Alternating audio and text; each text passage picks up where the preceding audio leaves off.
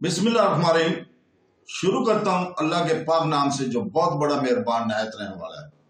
दोस्तों, बहनों, भाइयों, बुजुर्गों, सुल्तान महमूद गजनवी की किस्त नंबर 21 में हम आपको खुशामदीद कहते हैं और इसमें हम बताएंगे, बयान करेंगे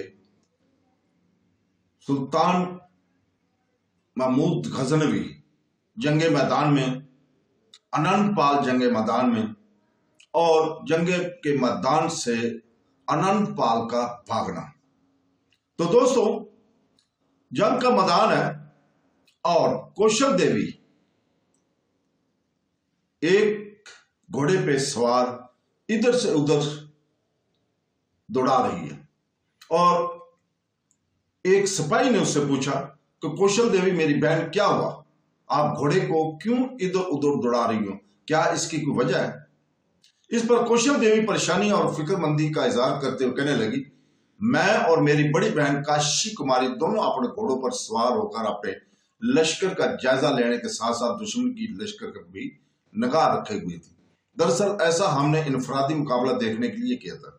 इनफरादी मुकाबला जिस वक्त हो रहा था, इस वक्त हम दोनों बहनें इकट्ठी थी। जिस वक्त मेरी निगाहें पूरी तरह इनफरादी मुकाबला करने वाले सूरमाओं पर जमी हुई थी, इस वक्त न जाने काशी कुमारी कैसे बड़ी राजदारी से अपने घोड़े को वहां से हटाकर किसी और सिमत चली गई है।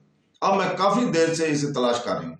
ना वो पड़ाव में अपने खैमे के अंदर है और ना लश्कर में कहीं मौजूद नजर आ रही है। इसकी इसी गैर मौजूदगी की मुझे परेशान किया हुआ है। यहां तक कहने के बाद काशी कुमारी रुकी। तब वो सलार बड़ी हमदर्दी में कहने लगा, राजकुमारी आप पड़ाव में अपने खैमे के अंदर चली जाएं। ये भी मुमकिन है कि अब तक राजकुमारी अपने खैमे में आ गई होंगी। अगर ना भी आई होती तो मैं खुद इनके पास जाता और तलाश करता। अगर वो मुझे मिल गई तो मैं इससे कहूंगा कि आप इंतहाई परेशानी में इसे तलाश करती फिर रही हैं, लिहाजा मैं इन्हें खैमे की तरफ भेज दूंगा। आपको परेशान होने की जरूरत नहीं, आप मुतमिन होकर जाएं। मैं बड़ी राजकुमारी को तलाश करता हूँ। इस सलार के इन अल्फाज पर कौशल देवी किस कदर मुतमिन हुई और आसूदा हो गई थी। फिर इसने घोड़े की बागें मोड़ते हुए इसे एड़ लगाई। फिर वो अपने खैमे की तरफ जा रही थी। दोनों लश्करों ने अपनी अपनी सफेद दुरुस्त कर ली। तब हमले की इब्तिदा राजा अनंतपाल, इसके हवारियों, हमायतियों, इत्यादियों ने की थी। सबसे आगे आगे खूंखार 30,000 खक्खर थे, जिनके मुतल्लिक अनंतपाल ये ख्याल करता था कि वो अपने पहले ही हमले पे मुसलमानों की सफे उल्ट कर रख देंगे। बहरहाल राजा अनंतपाल अपने काम की इब्तिदा करते हुए सुल्तान महमूद गजनवी के लश्कर पर रगों में वहशतें भरकर हर वजूद को रेजा रेजा करती ग्रां नगा, बिखरती आतशी नवाओं, जंगाड़ती चीखती आंधियों में बेकरार अलमनाकी को सामने तगरीब और वैरानियां खड़ी करती और फाका कशी की अजाब और जुल्म के बहर की तरह हमलावर हो गया था। सुल्तान महमूद गजनवी और इसके सलारों ने भी शुरू ही से अपने आप को दफा तक नहीं रखा। वो भी जारजीत पर उतरे। चुनाचे सुल्तान ने भी अपने सलारों और लश्करों के साथ बुलंद आवाज में पहले जिंदगी के दुश्वारी में जोश मारती शोला फिशा आग और भयानक सनाओं के अंदर जहां सौ सदाओं की तरह तकबीरें बुलंद की। इसके बाद सुल्तान ने अपने लश्कर को तेज और तंद हंगामा खेल हयोलों की तरह आगे बढ़ाया। फिर सुल्तान अनंतपाल के लश्कर पर हर शबे खून और इश्क में नहला देने वाली अंगारा बनकर बरसती बारिश, हर तरफ वहशत भरा खौफ और कजा की आग भड़काती शिद्दत और कौमी अदावतों की तरह हमला आवर हो गया था। राजा अनंतपाल और महमूद गजनवी के लश्करों के टकराने से एक बार फिर राहत और इत्मीनान मौत और नेस्ती में तब्दील होने लगी थी। सातों के सर चश्मे नाउमीदों और तलखियों में बदलने लगे थे। कजा के मातमी साहिब भयानक अदावतें ताबनाक जंग करने लगी थी। लम्हा दर लम्हा गजब की खूनखारी दर्द भरी नफरत में इजाफा करती जा रही थी। चारों तरफ इब्तला की नहरों की तरह सदाएं दर्द में डूबी चीखें और मौत की खाक उड़ाने लगी थी। राजा अनंतपाल, इसके हवारियों और इसके इत्तेहादियों ने अपनी तरफ से पूरी कोशिश की कि अपनी फतहमंदी और कामयाबी को यकीनी बनाए। शुरू में जब राजा ये उम्मीद लगाई थी कि इसने अपने लश्कर के आगे 30,000 खक्करों को रखा है, वही मुसलमानों को तमाम कर देंगे, लेकिन मुसलमानों ने अपने पहले ही हमले में खच्चरों को रेग कर रख दिया। खच्चरों का कत्ले आलम हुआ और बाकी बचे वो पिछली सफों की तरफ भागे। थोड़ी देर की मजीद जंग के बाद राजा अनंतपाल के लश्कर की हालत की नाकाम मकारियों, अमदों की गुनाहगारियों, हिजान आफरीन अंदाज, मायूसी के बंवर, रंजो गम की खिलौनों में सरे मंजर जाकर लुट जाने वाले काफिर किसी होना शुरू हो गए थे। राजा अनंतपाल और इसके आजादियों ने अपनी तरफ से पूरी कोशिश की कि किसी तरह पसपाई और शिकस्त को अपना मुकद्दर न बन देंगे, लेकिन इन्हें बुरी तरह नाकामी का मुंह देखना पड़ा। आखिर अनंतपाल और इसके इत्तेहादियों को बदतरीन शिकस्त हुई और वो अपने पड़ाव की हर चीज जूं की तूं वहीं छोड़कर मैदान जंग से भाग खड़े हुए। सुल्तान महमूद गजनवी की ये हिंदुस्तान के मुतहदा राजाओं के खिलाफ शानदार और सुनहरी हरूफ में लिखी जाने वाली फतहमंदी और कामयाबी थी। अनंतपाल की जंग और इसकी शिकस्त से मुतल्लक मुअर्रिखीन लिखते हैं, अनंतपाल जो बाप के इंतकार और फतहमंदी के कामिल यकीन और जोश में अपने हाथियों को भी अपने साथ लाया था, ऐसा इसने अपने लश्करियों का दिल बनाने के लिए किया था और हाथियों के जरिए वो मुसलमानों का कताल बढ़ाना चाहता था।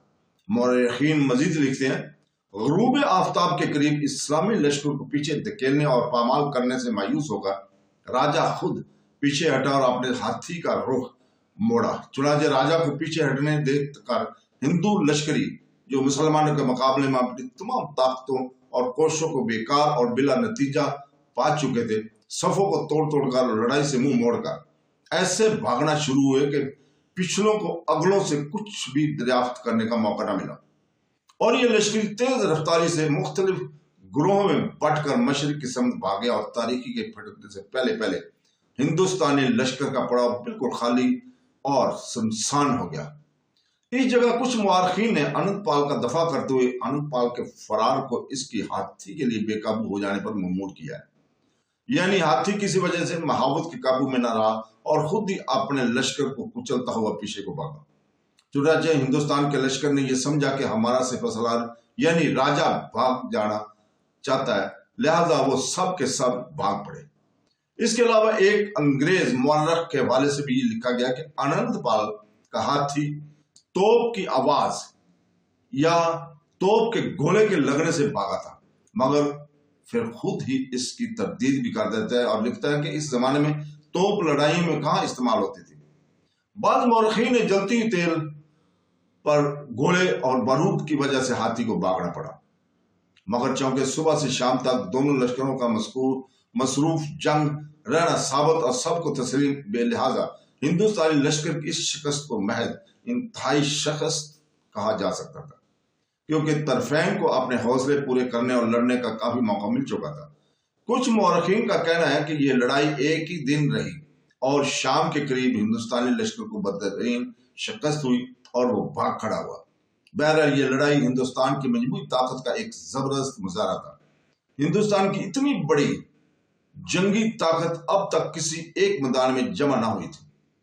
इस शानदार और सुनहरी फतह के बाद सुल्तान महमूद गजनवी ने वक्त जाये किए बगैर सिर्फ 2 दिन तक अपने लश्कर को आराम करने का मौका दिया। इसके बाद वो अनंतपाल के ताकब में निकल खड़ा हुआ। एक मौरख इस जंग का नक्शा इस तरह खींचता है, कहता है कि अनंतपाल बेतरफे शिकस्त खाने के बावजूद महमूद से बदला लेना चाहता था। इसने चुपके चुपके हिंद के तमाम राजाओं से मदद मांगी और इनमें मजहबी जोश उबारा और एक बहुत बड़ा लश्कर तैयार करना शुरू कर दिया।